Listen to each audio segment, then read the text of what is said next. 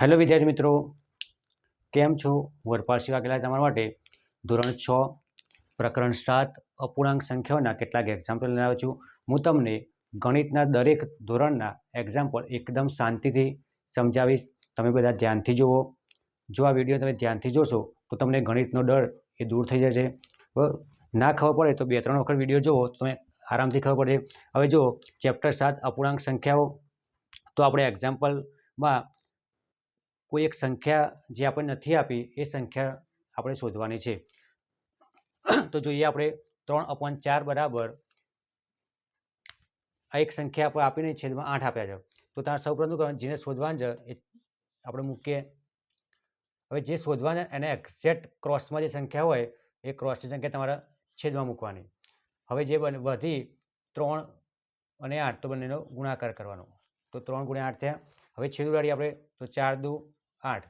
તો આપણે જોડે વધ્યું 3 × 2, એટલે આપણે જવાબ આવશે 6. એ જ રીતે જોઈએ બીજો એક્ઝામ્પલ. તો ચોરસની સામે જે ખુટ્ટી સંખ્યા છે એના સામે 7 છે, તો 7ને આપણે છેદમાં મૂકીએ. 5 × 21 નો ગુણાકાર કરીએ. હવે છેદ ઉડાડીએ, તો 7 * 21, તો 5 × 3, તો આપણે ચોરસમાં જવાબ આવશે 15. 3 × 5 = 15. એ રીતે બીજો એક્ઝામ્પલ જોઈએ. તો આપણે શોધવાનું છે, તો એના ક્રોસમાં સંખ્યા 9 છે, 9ને છેદમાં મૂકીએ. આ બંનેનો ગુણાકાર કરો. 4 × 54.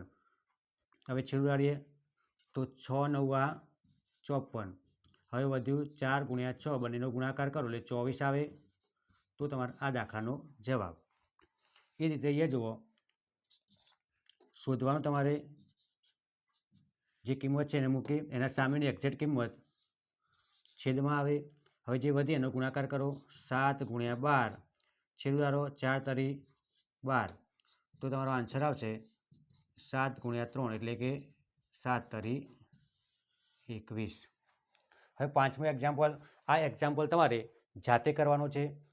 જો તમે આ એક્ઝામ્પલનો જવાબ આવે તો મને કોમેન્ટ બોક્સમાં આનો જવાબ કોમેન્ટ કરજો. અને આ વિડીયો તમે ધ્યાનથી જોજો, તો તમને ગણિતનો જે ડર છે એ દૂર થશે. જો તમને આ વિડીયો ગમ્યો હોય તો વિડીયોને લાઈક કરો, ચેનલને સબસ્ક્રાઈબ કરો, અને તમારા બીજા મિત્રોને મદદરૂપ થાય એ માટે આ વિડીયોને તમે શેર કરો. જય હિન્દ.